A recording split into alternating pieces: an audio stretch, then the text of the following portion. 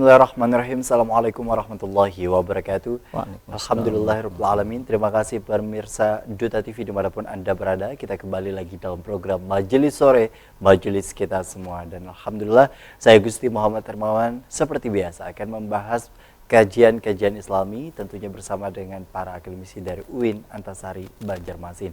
Dan pada kesempatan kali ini kita sudah kehadiran dari UIN Antasari Banjarmasin, yakni Dr. Hairul Hudaya MAG. Assalamualaikum Pak. Waalaikumsalam warahmatullahi wabarakatuh. Sehat Pak ya? Alhamdulillah sehat, baik. Alhamdulillah, Masya Allah. Kita bicara hari ini luar biasa temanya, yakni Al-Quran Wahyu Allah, makna dan teks. Kalau boleh kita bicara mengenai akan tema kita hari ini, Al-Quran Wahyu Allah, makna dan teks ini sendiri kan ini menjadi sebuah hal yang sebenarnya secara umum harusnya dipahami oleh masyarakat terkait dengan perbedaan antara makna dan juga tekstual yang ada di dalamnya. Boleh disampaikan sebagai pembuka dalam agenda hari ini. Terima kasih. Jadi ini hal yang penting ya untuk kita meyakini bahwa Al-Quran itu adalah wahyu Allah itu. Baik maknanya maupun teksnya. Bukan hanya maknanya saja dan teksnya itu berasal dari Nabi, itu tidak itu. Jadi makna dan teksnya itu adalah wahyu Allah. Nah karena itu juga karena Al-Quran itu adalah mukjizat. Mukjizat itu adalah sesuatu yang melemahkan. Nah, artinya apa? Orang-orang kafir dulu itu, orang-orang kafir Quraisy dulu itu ditantang itu oleh Al-Quran untuk membuat semacam Quran itu, tapi mereka tidak mampu itu membuatnya itu. Nah jadi kalau memang Quran itu dari Nabi, mestinya mereka pun mampu untuk membuatnya. Meskinya mereka mampu. Dan isu sekarang itu kan bahwa Quran itu hanya maknanya saja yang itu berasal dari Allah. Tapi teksnya itu berasal dari Nabi katanya. Nah sebenarnya yang betul itu adalah Quran itu baik maknanya maupun teksnya itu adalah berasal dari Allah, bukan berasal dari Nabi. Nah memang Quran adalah wahyu. Wahyu itu dalam pengertian bahasa itu sebenarnya sesuatu yang isyarat yang cepat. Jadi wahyu itu adalah isyarat-isyarat. Dari segi bahasa itu sesuatu kemudian isyarat itu disampaikan secara cepat. Jadi Quran itu adalah wahyu. Itu yang disampaikan dari Allah kemudian kepada malaikat Jibril, kemudian sampai kepada Nabi. Tapi ada beberapa juga yang itu mungkin langsung Nabi terima itu dari Allah itu. Maka disebutnya di situ wa maka nali basyarin ayyukallimallahu illa wahyan. Nah, jadi cara penurunan wahyu itu kata Allah itu kalau manusia itu mendapatkan wahyu itu yang pertama itu langsung wahyu yang Allah firmankan langsung, sebagaimana Allah memfirmankan juga kepada Nabi Musa. Nah, seperti itu juga Allah memfirmankan kepada Nabi Muhammad. Jadi Allah langsung wa illa wahyan au min wara'i hijabin, atau dari balik tabir. Atau yang ketiga itu adalah yursila rasulan. Kemudian Allah mengutus rasul. Nah, yang paling banyak itu adalah Allah mengutus rasul, mengutus malaikat Jibril, kemudian menyampaikan kepada rasul. Al-Quran itu kemudian diterima oleh Rasulullah melalui malaikat Jibril. Nah, ini yang paling sering karena malaikat Jibril kemudian beberapa kali di akhir wafatnya, sebelum menjelang wafatnya Nabi itu, malaikat Jibril itu datang untuk mengecek Nabi itu mengulang-ulang hafalan beliau itu. Nah, itu yang oleh malaikat Jibril itu dilihat. Nah, ini berarti bahwa Al-Quran itu secara teks dan maknanya itu dari Allah itu. Bukan hanya maknanya saja, tapi teksnya juga dari Allah. Memang ada pendapat yang menyatakan kalau dibuka di Mabahithul Ulumul Quran itu yang ditulis oleh Mana Al-Qattan itu, memang ada 3 katanya wahyu itu turun. Yang pertama itu sama-sama semuanya dari malaikat Jibril. Jadi malaikat Jibril itu menerima maknanya saja. Yang pertama ini yang sering yang terakhir itu yang diikuti oleh mereka yang kontroversi ya. Yang pertama itu adalah bahwa Al-Quran itu diterima oleh malaikat Jibril itu maknanya saja, namun kemudian teksnya itu dari malaikat Jibril maupun dari Nabi Muhammad. Nah, kemudian apa? Kemudian qala Rasulullah fil Qur'anil Karim ya. Rasulullah berkata dalam Qur'anil Karim ya. Nah, yang kedua itu yang pendapat yang paling lemah itu. Yang kedua itu adalah bahwa Al-Qur'an itu baik teks dan maknanya itu diterima oleh malaikat Jibril kemudian disampaikan pada Nabi Muhammad. Nah, kemudian yang ketiga itu malaikat Jibril itu menghafal dia dari Lauhil Mahfuz kemudian menyampaikan kepada Nabi Muhammad. Nah, pendapat yang terlemah itu tidak diperkuat dengan dalil-dalil yang dari Quran yang kalau menyatakan bahwa teksnya itu tekstualnya, kata-katanya itu dari Nabi atau dari malaikat Jibril, bukan dari Allah. Karena kalau teksnya itu dari malaikat Jibril atau teksnya itu dari Nabi, maka itu tidak bedanya antara hadis kemudian hadis qudsi dengan Quran. Nah, ulama membedakan antara hadis qudsi dengan Quran. Nah, makanya hadis qudsi itu tidak sama dengan Quran. Karena apa? Karena teksnya itu adalah, maknanya itu adalah dari Allah, tapi Nabi itu memperbalkannya. Nah, kata ulama, yang wahyu itu, yang dulu itu, kemudian orang membahas bagaimana ini caranya wahyu itu bisa sampai kepada Nabi, sementara Allah itu adalah zat yang paling tinggi, kemudian makhluk itu adalah jauh berada di zat Allah itu penyampaian wahyu itu, yang isyarat-isyarat tadi secara makna itu bisa dipahami kata ulama itu. Sebagaimana halnya kita menerima fax ya, menerima kalau orang sekarang itu mengirim berita kemudian melalui fax, kemudian kita kirim dari Indonesia ke belahan bumi yang paling ujung misalnya, itu kemudian yang kita kirimkan itu tidak kertasnya itu kemudian terbang ya. Kertasnya terbang dengan teksnya, dengan anunya segala macam. Tapi dia melalui sinyal, melalui itu dia dikirim melalui sinyal itu, isyarat-isyarat tertentu yang itu nanti di akhirnya itu diterima persis sama seperti teks yang ada sekarang itu. Nah, sekarang itu kata ulama tidak sulit lagi kita memahami bagaimana Al-Qur'an itu disampaikan dengan cara isyarat-isyarat itu, kemudian ternyata sampai kepada Nabi dalam bentuk teksnya itu. Ternyata sekarang itu pun kita menelpon dari kita di tempat sini, kemudian kolega kita yang ada di mana, yang ada di Timur Tengah misalnya, itu apakah kata-kata kita semua itu sampai ke situ? Itu dalam bentuk sambungan isyarat-isyarat itu yang diterimanya kemudian di situ itu dalam bentuk kata-kata yang persis sama dengan yang kita ucapkan. Nah, berarti apakah itu ucapan kolega kita yang dia menerima kata-kata itu, atau itu ucapan kita? Itu adalah ucapan kita yang kemudian ditransfer dengan satu isyarat yang kode-kode, kemudian jaringan-jaringan tertentu yang itu sampai ke tempat yang kita berkomunikasi dengan mereka itu dengan kata-kata yang sama persis dengan kita. Ini wahyu pun seperti itu kata ulama. Sebenarnya mudah sekali memahami kenapa wahyu itu kemudian dia bisa diterima kata-katanya itu dari Allah itu.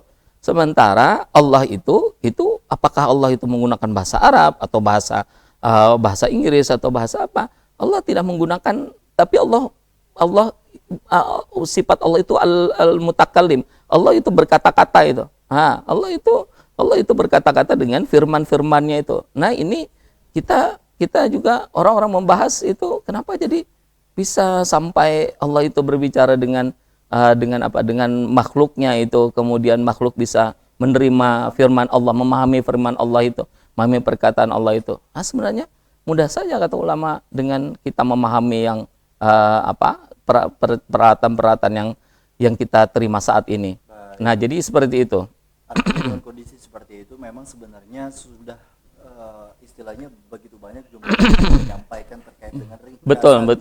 Betul. Ringkasan yang kemudian tidak perlu diributkan lagi. Kemudian juga sejauh mana sebenarnya kita memaknai akan terkait dengan satu huruf saja kan di dalam Al-Qur'an tafsirnya begitu panjang. Nah, dengan kondisi seperti ini sejauh mana sebenarnya kita sebagai umat muslim untuk memahami betul-betul menjadikan Al-Quran sebagai pedoman, mengingat begitu banyak hari ini juga orang yang kemudian juga oknum menyalahartikan terkait dengan tafsir-tafsir atau kemudian juga memperalat terkait dengan ayat-ayat suci yang ada di dalam Al-Quran untuk kepentingan-kepentingan yang istilahnya bukan pada ranahnya. Kita nanti akan kembali usai jeda, tetap bersama kami dalam program Majelis Sore Majelis.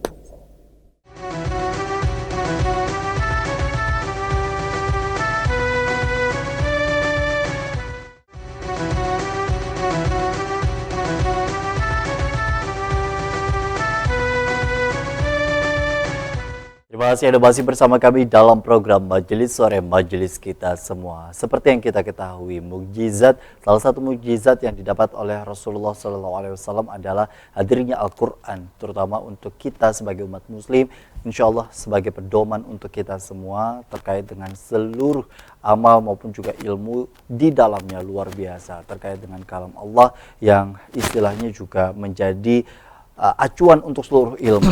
Dengan kondisi di mana tadi sumber yang kemudian juga hari ini banyak orang yang kemudian juga mulai mempertanyakan kembali, padahal sudah segitu lamanya hadir terkait dengan kehadiran Al-Quran di dunia ini. Nah, dengan kondisi seperti ini Pak, sejauh mana sebenarnya pemahaman ilmu agama sebelum kita bahas mengenai mukjizat terutama Al-Quran ini hadir untuk umat Nabi Muhammad SAW. Kaitannya dengan kondisi di mana sejauh mana pemahaman ilmu agama hari ini. Orang kemudian juga dengan mudahnya menyalah-nyalahkan orang lain. Lalu kemudian juga istilahnya hal yang sudah begitu pakem, lalu kemudian dipertanyakan kembali seolah-olah itu menjadi sebuah hal yang keraguan-raguan di dalamnya. Seperti apa sebenarnya? Jadi memang di kalangan ulama itu ada yang mayoritas, pendapatnya itu ada yang minoritas memang. Pendapat itu dari dulu ulama-ulama itu. Memang ada yang berbeda. Di hal-hal yang furu'iyah memang kadang-kadang lebih sering berbedanya. Maka ulama-ulama fikih itu lebih banyak perbedaannya itu dibandingkan dengan ulama-ulama yang tauhid. Ulama-ulama kalam itu. Ulama-ulama kalam memang berbeda juga mereka. Tapi perbedaan-perbedaan itu adalah di perbedaan-perbedaan furu'iyah katanya. Tidak di perbedaan-perbedaan yang usuliyah. Yang dasar-dasarnya itu yang disepakati bahwa Quran itu wahyu, itu mereka sepakat. Nah, itu mesti sepakat. Nabi Muhammad itu sebagai nabi itu wajib sepakat. Salat itu wajib. Nah, itu mereka sepakat. Itu disebutnya dengan usuliyah. Tapi hal-hal yang furu'iyah. Nah, tapi furu'iyah kalau itu terkait dengan keyakinan kita, akidah kita. Karena kalau kita meyakini nanti bahwa Quran itu hanya maknanya saja, kemudian teksnya itu bukan wahyu Allah, berarti nanti satu saat boleh jadi kita akan mengubah teks Quran itu asal maknanya itu sama dengan yang seperti Quran. Nah, lalu nanti ada yang berpendapat lagi tafsir itu sama dengan Quran. Nah, atau tafsir yang makna yang sama, kita boleh mengubah Al-Quran dengan makna yang sama, meskipun teksnya berbeda. Kalau seandainya nanti itu konsekuensinya nanti ya, kalau beranggapan bahwa Quran itu adalah teksnya itu bukan dari Allah, tapi maknanya saja yang dari Allah. Nah, ini kita harus keyakinan itu kalau memang teksnya itu dari Nabi, kemudian apa bedanya nanti antara Al-Quran dengan hadis? Antara hadis kursi dengan Al-Quran. Nah, ini perbedaan-perbedaan itu di kalangan ulama sudah jelas itu bahwa berbeda antara yang diucapkan oleh Nabi dengan yang itu memang bersumber dari Allah.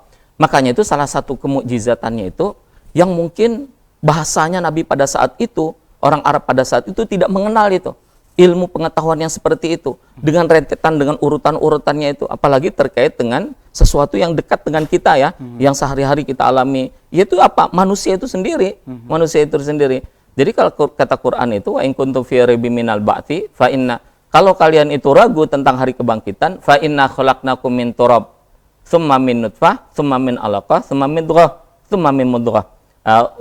Mukhallaqati wa ghairu mukhallaqatin. Jadi kata Quran ini salah satunya mungkin hanya satu saja yang kemukjizatan Al-Quran yang kalau itu berasal dari teksnya, itu berasal dari Nabi, mungkin tidak sampai orang Arab pada saat itu mencerna teks ini nih. Mungkin tidak sampai dia dengan periode-periode yang seperti itu. Yang pertama bahwa kita itu berasalnya dari nutfah kata di Quran itu. Nutfah itu adalah status min turab, itu adalah kita itu dari tanah. Jadi apa yang kita makan itu menjadi nutfah nanti. Apa yang kita konsumsi itu, makanan sehari-hari kita konsumsi, kemudian karbohidrat, protein, itu yang itu bersumber dari tanah itu nanti akan menjadi asalnya turab katanya. Itu nanti akan menjadi nutfah. Fa inna khalaqnakum min turabin. Kemudian setelah turab apa? Tsumma min nutfatin, tsumma min alaqah. Kemudian dari tanah itu menjadi nutfah, menjadi tetes air mani. Kemudian dari tetes air mani kemudian menjadi alaqah, menjadi gumpal daging yang menempel itu. Tsumma min mudghah, kemudian jadi alaqah darah yang menempel, kemudian jadi nutfah, jadi daging. Tsumma min alaq mudghah, tsumma itu jadi daging. Nah, mukhallaqatin wa ghairi mukhallaqatin. Yang sempurna nanti daging itu, kemudian ada yang tidak sempurna. Yang sempurna itu nanti menjadi bayi, yang tidak sempurna itu kemudian dia akan mati. Kemudian linubayyina lakum wa nuqirru fil arham. Kemudian kata Al-Qur'an itu nanti yang mudghah itu kami diamkan di rahim itu dalam beberapa waktu. Tsumma nukhrijukum tifla. Kemudian keluarlah menjadi bayi. Litablughu asyuddakum. Nanti ada yang dia mencapai usia kedewasaan sampai tua, sampai dia berbalik lagi, sampai dia tidak mengetahui sesuatu yang sebelumnya dia ketahui. Ada yang dimatikan, ada yang sebelum sampai tua, ada yang dia sampai tua, kemudian dia banyak dulu ingat ini, ingat itu, segala macam itu. Sesudah tua, kemudian Allah jadikan dia seperti bayi lagi, yang dia tidak mengetahui apa-apa lagi. Nah, yang urutan-urutan seperti itu tidak ada itu orang Arab itu, meskipun dia filosofis, meskipun dia ahli syair, meskipun dia ahli, itu tidak dikenal itu di syair-syair itu kemudian menyusun yang sama seperti Quran itu, rentetan penciptaan manusia itu. Nah, itu tidak ada. Nah, berarti kalau tidak dikenal pada masa itu, orang tidak mengetahui proses penciptaan manusia itu seperti apa, istilah alaqah, istilah mudghah, istilah turab, kemudian istilah nutfah, itu tidak dikenal orang pada saat itu dari mana Nabi mengetahui itu kalau tidak dari Allah? Kata-kata itu, ungkapan-ungkapan itu, susunan redaksinya seperti itu dari mana Nabi mengetahui kalau tidak dari Allah?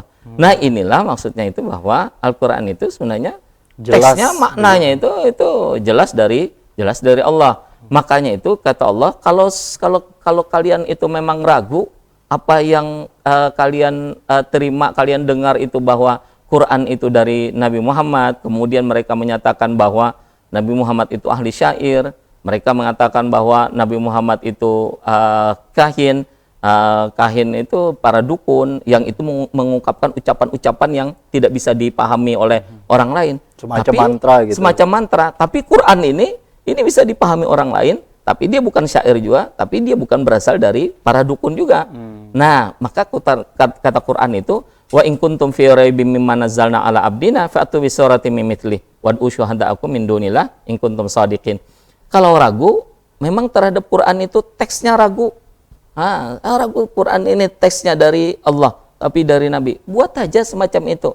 Karena toh Nabi juga manusia kan, orang ahli syair Arab dulu itu juga pandai-pandai syairnya. Tapi ternyata sampai saat ini, itu yang syair-syair yang mereka buat itu tidak ada yang menandingi kesyairan, keindahan Al-Quran itu. Dalam membuat syair-syair itu, dalam membuat puitis-puitis itu tidak ada yang semacam Al-Quran. Alam tara kaifa tentang surah Al-Fil misalnya, ketika Quran itu berbicara tentang peristiwa yang terjadi pada masa Nabi di surah Al-Fil, itu tidak ada orang-orang Arab yang kemudian mereka bisa menandingi semacam surah Al-Fil. Kemudian surah-surah yang lain yang pendek-pendek itu mereka tidak juga bisa mampu membuat tandingan seperti itu. Nah, sebagai edukasi kepada masyarakat, Pak, tadi sempat disinggung terkait dengan urutan-urutan. Nah, sebenarnya yang mengatur dalam bentuk yang betul-betul Al-Quran begitu ya, dari surah Al-Fatihah hingga surah An-Nas itu sendiri, apakah langsung dari Allah atau dari malaikat atau dari Rasulullah sebenarnya? Nabi, begitu Quran itu turun, diwahyukan, kemudian Nabi memerintahkan kepada kepada sekretaris beliau itu. Nah, kemudian Nabi menyatakan bahwa ini tempatkan surah ini, ayat ini di surah ini, tempatkan ayat ini di surah ini, tempatkan. Nah, lalu kata ulama bahwa ini penempatan surah, penamaan surah itu tauqifi itu memang berasal dari Nabi. Walaupun meskipun nanti ada nama-nama surah yang itu beragam, nama surah yang itu beragam, yang sesuai dengan kandungan yang ada di surah itu. Tapi bahwa ini ayat ditempatkan di sini, ini ayat ditempatkan di siri, itu adalah Nabi yang memerintahkan itu. Berarti apa? Berarti semua itu sudah diatur oleh Allah itu. Semua sudah dirancang oleh Allah itu memang. Tidak ada memang kewenangan Nabi untuk membuat semacam Al-Quran itu. Itu baik teksnya itu, apalagi maknanya itu. Nah, itu harus keyakinan kita itu. Namun yang kemudian juga dipahami hari ini adalah terkait dengan susunan dari Al-Fatihah hingga surah An-Nas itu tadi, betul adalah Nabi yang kemudian juga membantu untuk mengatur hingga urutan-urutan itu tadi. Masya Allah, barakallah. Nah, kaitannya dengan kondisi di mana Al-Quran sekali lagi menjadi mukjizat bagi kita sebagai umat muslim, sejauh mana sebenarnya masyarakat pada zaman dulu dan masa sekarang memahami konteks yang ada di dalam isinya, karena banyak dari belahan dunia menganggap bahwa isi di dalam Al-Quran kayaknya perlu dihapus di beberapa ayat-ayat tertentu.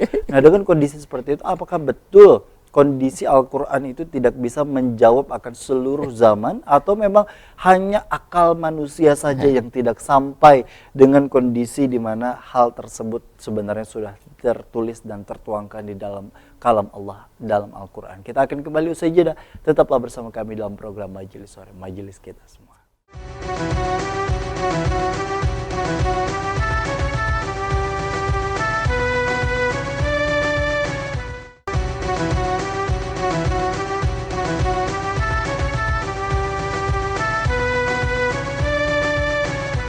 Ya, terima kasih Anda masih bersama kami dalam program Majelis Sore, majelis kita semua. Kita mendengar beberapa pemberitaan yang kemudian juga bukan hanya disorot oleh media nasional tapi juga media luar negeri. Apalagi bahkan banyak aktivis yang mengatakan dan mengatasnamakan dirinya sebagai aktivis, sebagai penggiat akan kebebasan hak manusia dan lain sebagainya.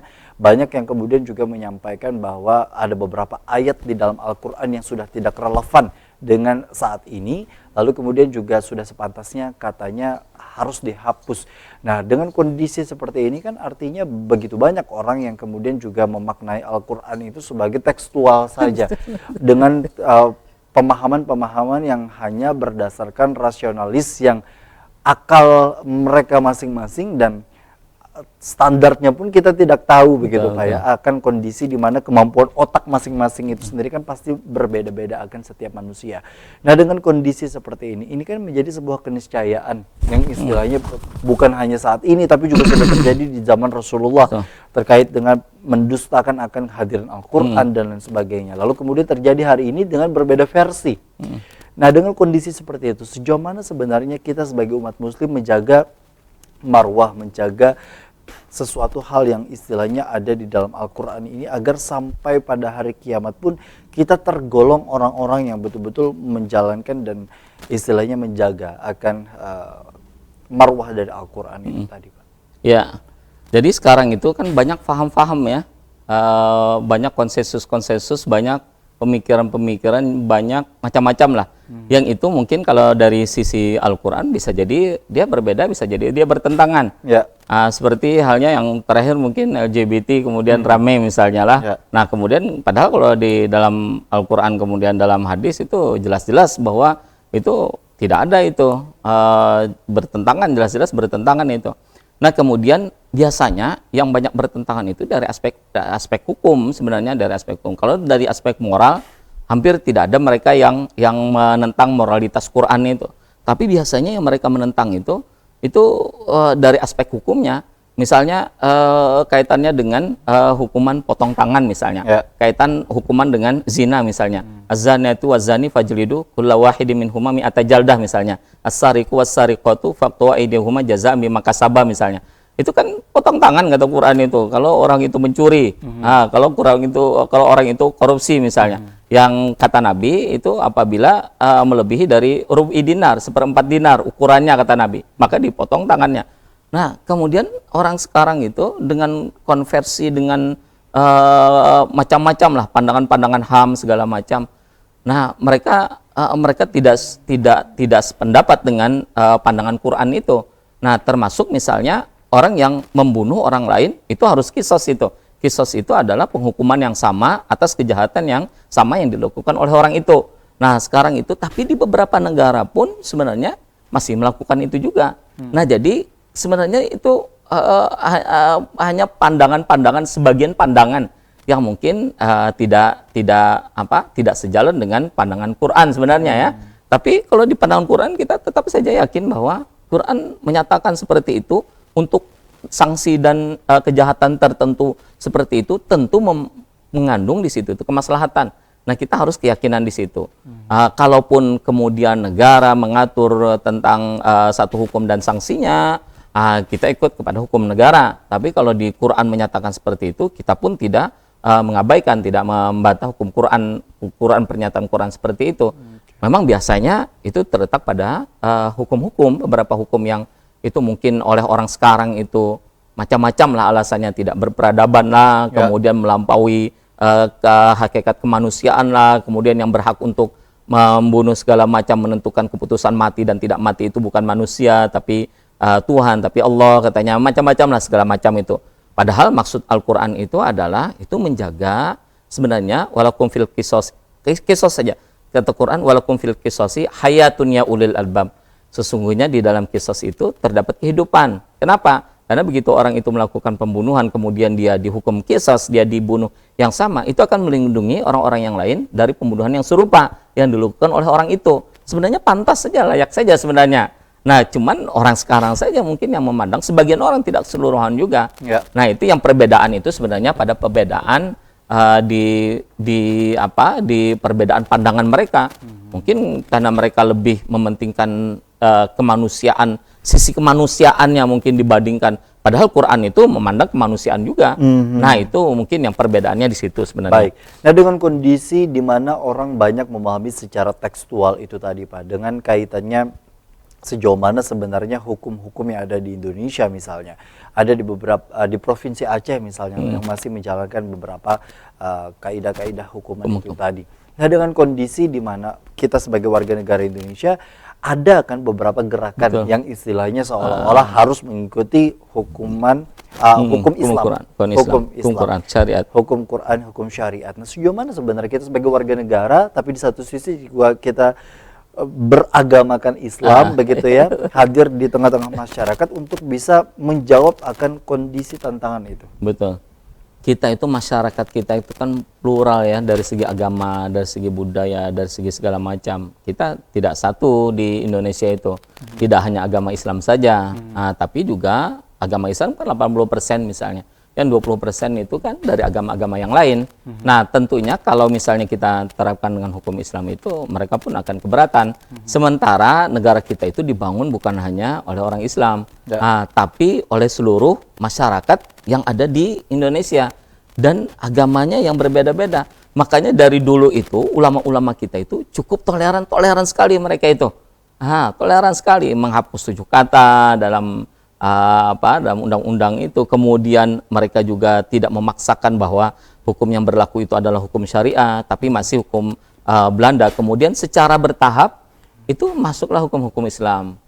Masuk hukum-hukum Islam dalam hukum kekeluargaan, dalam hukum keluarga misalnya.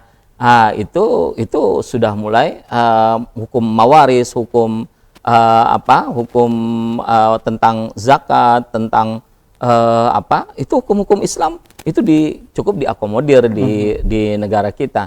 Artinya bahwa tidak tanpa harus menghancurkan bentuk negara kita yang besar seperti ini ya, tapi hukum-hukum Islam itu untuk masyarakatnya itu tetap diakomodir. Itu tetap diakomodir. Nah, yang paling bagus itu modal kita tetap menjaga persatuan, dan sementara kita pun tetap dapat menjalankan. Sekarang kan tidak ada halangan nih dalam menjalankan ibadah, dalam menjalankan itu kan tidak ada halangan. Tidak ada halangan kita dalam beribadah segala macam. Umat-umat yang lain pun tidak ada halangan juga di negara kita. Nah, mungkin itu yang yang dulu itu ulama-ulama sekaligus mereka itu adalah pendiri bangsa kita itu memikirkan lebih jauh sebenarnya kemaslahatan bangsa itu. Karena agama itu kan sebenarnya diturunkan untuk kemaslahatan kita juga sebenarnya. Nah, bagaimana yang hukum-hukum Islam itu yang bisa diakomodir di negara kita itu tetap diakomodir. Hukum pernikahan, hukum warisan, hukum wakaf, itu diakomodir, dan itu sebenarnya yang kita harapkan itu beberapa hukum itu tetap bisa diakomodir dalam kerangka kita berbangsa dan bernegara itu. Nah, kaitannya dengan kerangka, Pak, ini mungkin bisa menjadi bahasan singkat terlebih dahulu sebelum nanti kita commercial break, terkait dengan kerangka yang tepat sebenarnya dalam hal langkah-langkah untuk memahami Al-Quran. Apakah memang secara umum kan kita memahami biasanya terkait dengan kalau misalnya berhadiah untuk mendapatkan Al-Quran, biasanya sendiri kan kita mencari yang ada terjemahannya untuk Betul. mencari kaitannya Untuk memahami. untuk memahami dan sebagainya. Berarti kan itu masih tahapan yang paling luar. Betul. Terkait dengan arti. Betul. Arti atau terjemahan atau istilahnya secara tekstualnya. Nah, dengan kondisi seperti itu sejauh mana sebenarnya tingkatan-tingkatan kerangka untuk bisa memahami Al-Qur'an agar tidak terjerembab kepada kekeliruan yang sampai kepada tahapan yang dimana ini benar, ini tidak rasional, ini sudah tidak masuk, ini tidak relevan. Kan artinya kaitannya ujungnya adalah kembali kepada logika. Nah, sejauh mana sebenarnya itu tahapan itu kita Jadi kajian Islam itu kan luas sekali sebenarnya. Kita kalau hanya membaca Quran saja, tidak membaca tafsirnya, pendapat ulamanya, tidak membaca asbabun nuzulnya, tidak belajar bahasa Arabnya, tidak belajar nahwu sharafnya, kemudian tidak belajar bahasa balaghahnya dalam Quran itu, kemudian tidak belajar kita fikih dan usul fikihnya, keliru kita mungkin memahami Quran itu. Termasuk kita memahami hadis itu keliru kita. Kalau kita hanya baca teksnya saja, tidak baca ulama fikihnya. Salatul qaim kata Nabi nisfu salatul qaid nisfu salatul qaim kata Nabi. Di hadis Muslim itu kemudian yang menyatakan bahwa salat orang berduduk itu setengah daripada salat orang berdiri, pahalanya itu kata Nabi. Kemudian kalau kita hanya membaca teks itu saja, tidak membaca fikihnya, maka kita akan keliru. Dikira kita kalau kita salat itu duduk aja dalam keadaan sehat kita ya, kemudian kita sholat fardu itu duduk, dikira sah saja. Padahal yang kita baca itu tidak penjelasannya nanti ada di fikih. Itu bagi orang yang sakit atau bagi orang yang untuk sholatnya bukan sholat fardu, karena berdiri itu kata ulama wajib dalam sholat fardu. Nah, ini kalau kita hanya seperti itu juga kalau kita membaca Quran. Kalau kita hanya membaca Quran dari teksnya saja, tapi kita tidak pernah mengkaji ilmu-ilmu lainnya, kita bisa keliru dalam memahami Quran. Nah, lalu apa? Lalu tahapan dasar itu memang belajar Quran itu adalah membacanya dengan tajwid, dengan makharijul huruf. Itu memang tahapan dasar awal itu. Kemampuan kita membaca itu jadi modal dasar kita untuk mengkaji Quran. Nah, begitu kita mampu untuk itu, kemudian kita menghafalkannya. Menghafal itu masih tingkat terendah itu. Nah, kemudian yang berikutnya lagi baru kita memahaminya. Mestinya memang orang yang faham itu harus hafal dulu, memahami teks Quran itu dengan beragam ilmu-ilmunya yang itu terkait dengan Al-Quran. Kalau kita tidak mampu untuk memahami itu, kita akan keliru dalam membaca Quran. Keliru dan seringkali terjerembab akhirnya kepada kesalahan diri kita itu tadi, Pak ya. Karena lalu pendapatnya itu melelain dari pendapat orang lain. Kenapa? Karena teksnya seperti itu ada. Cuman pemahamannya yang keliru. Banyak dari orang yang kemudian juga berpahaman bahwa ketika beragama Islam rujukannya betul-betul hanya hadis dan juga Al-Quran. Quran dan hadis saja. Padahal istilahnya runtutan di bawah dari memahami Al-Quran itu tadi ada fikih, ada usul fikih, balaghah ulama dan lain sebagainya. Nah, sejauh mana nanti kita memahami langkah-langkah itu agar kita tidak terjerembab sebagai umat muslim yang istilahnya ujungnya adalah seringkali sebagian dari kita menyalah-nyalahkan, akhirnya membid'ah-bid'ahkan, dan kemudian juga dengan kondisi di mana kita seringkali keliru terkait dengan apa yang disampaikan oleh ulama dan lain sebagainya. Seringkali kita juga mempertanyakan mana dalilnya, mana buktinya, mana apakah bentuknya itu memang sudah dilakukan oleh Rasul atau tidak. Nah, ini yang kemudian juga nanti kita akan bahas di segmen berikutnya sekaligus penutup di usai jeda. Tetaplah bersama kami dalam program Majelis Sore, Majelis Kita Semua.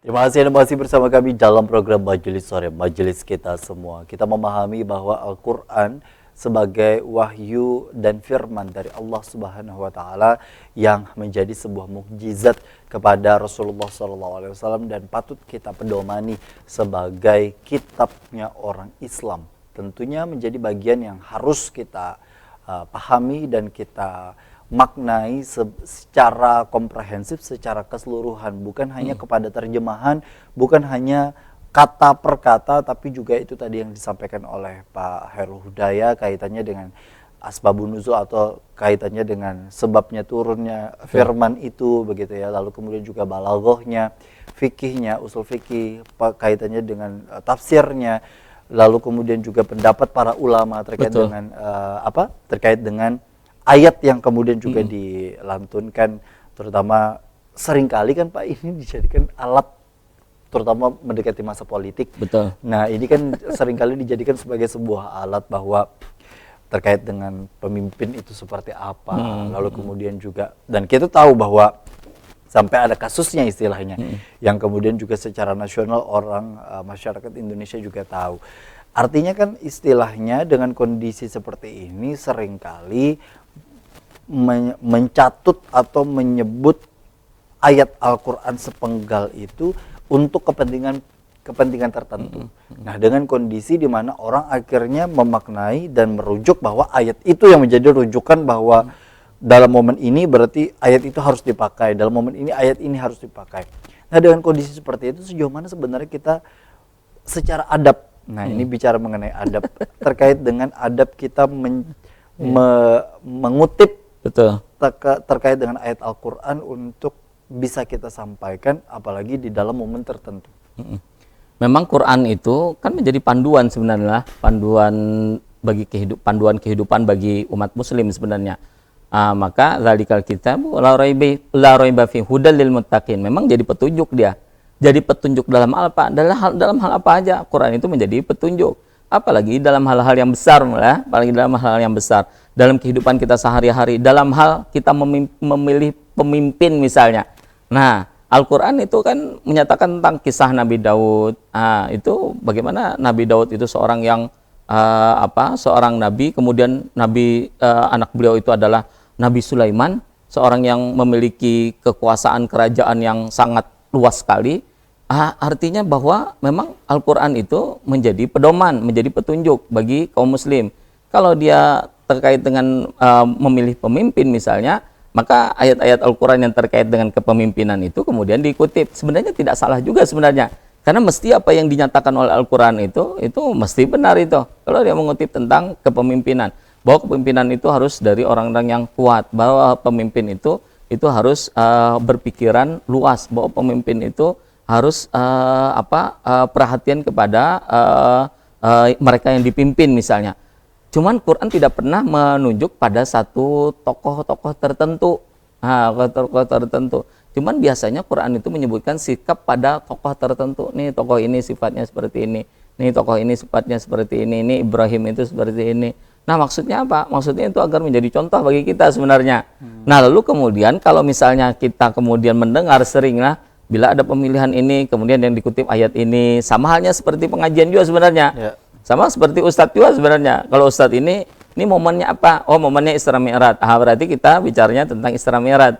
Ayat-ayat yang tentang Isra Mi'raj, itu akan kita bicarakan. Sebenarnya apa? Sesuai dengan momennya sebenarnya. Dan tidak salah juga. Yang salah itu kalau dia itu mengkaitkan dengan satu tokoh. Nih sifat Umar itu ada pada tokoh ini, sifat Umar itu ini pada tokoh ini, sifat ini adalah Umarnya zaman sekarang ini. Itu yang keliru itu. Ini Abu Bakarnya zaman sekarang katanya. Ini Utsmannya zaman dari kayak apa bisa mengukur keimanan Utsman itu dengan orang zaman sekarang. Kalau dia mentokohkan itu, ini adalah Abu Bakarnya, pemimpin Abu Bakar zaman sekarang.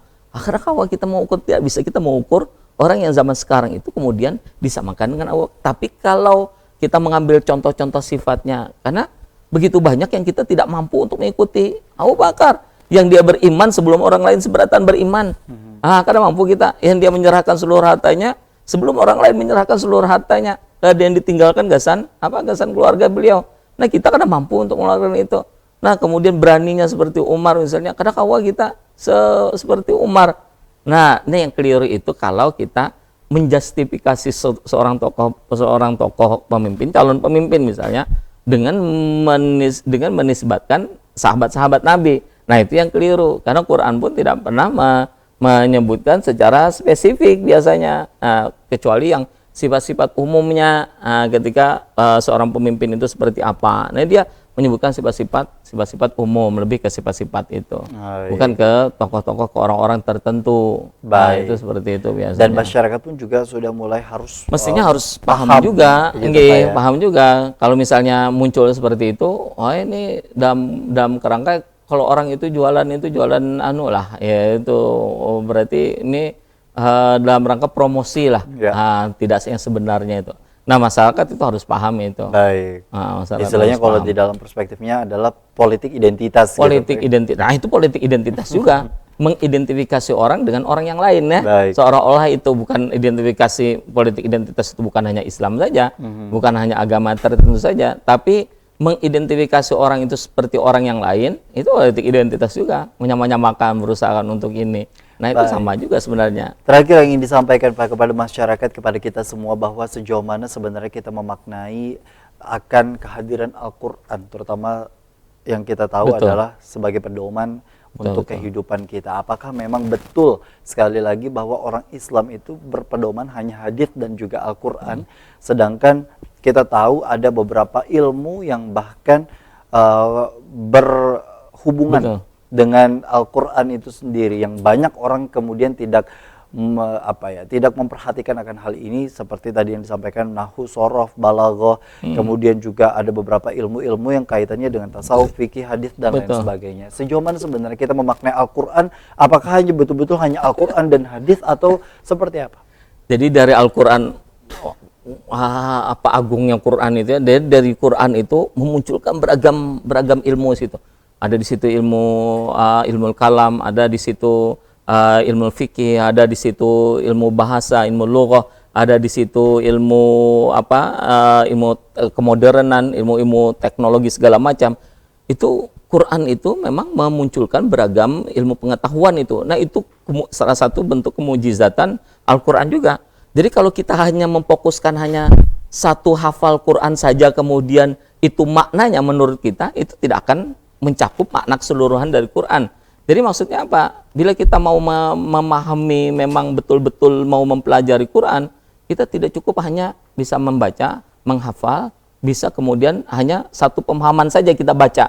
Itu tidak cukup kita. Harus apa? Harus dari beragam ilmu kita lihat Al-Quran itu. Sehingga apa? Sehingga kita betul-betul dapat menggali makna Quran itu sebenarnya itu seperti apa. Nah, cuman yang lebih penting lagi adalah sebenarnya keyakinan awal kita bahwa Quran itu adalah wahyu Allah itu.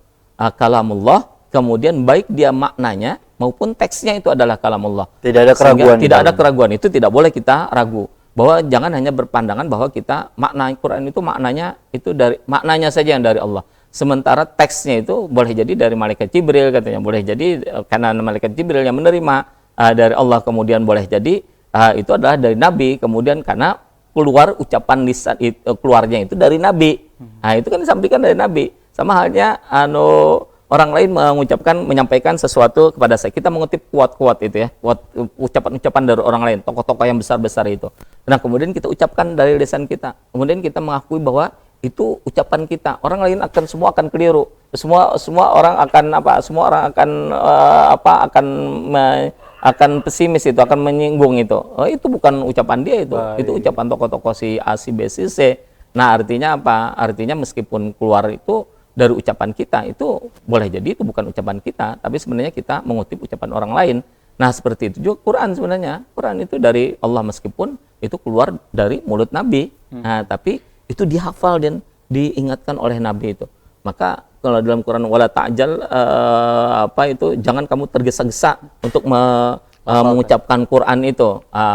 Karena kata Allah itu dia yang mengumpulkan dalam hatimu itu, dia yang akan memudahkan, dia akan itu artinya bahwa Quran itu bukan dari Nabi teksnya itu. Baik, itu yang kemudian juga patut kita pahami secara keseluruhan, bahwa sekali lagi tidak ada keraguan di dalamnya, dan patut kita mengimani bahwa dengan kondisi seperti itu sebagai umat muslim yang patut kita pelajari adalah bukan hanya tata cara mengenai fikih atau kesehariannya saja, tapi pedoman ini sekali lagi ini yang menjadi bagian yang harus kita pahami secara tekstual, kontekstual, dan secara keseluruhan begitu Pak ya, terkait dengan hadirnya Al-Quran di dalam diri kita. Dan insya Allah semoga kita menjadi dan tergolong orang-orang yang selalu mengamalkan Al-Quran. Amin ya rabbal alamin. Terima kasih Pak Dr. Heru. Sama-sama, terima kasih banyak bagi para pemirsa di rumah yang sudah menyaksikan program Majelis Sore edisi hari ini.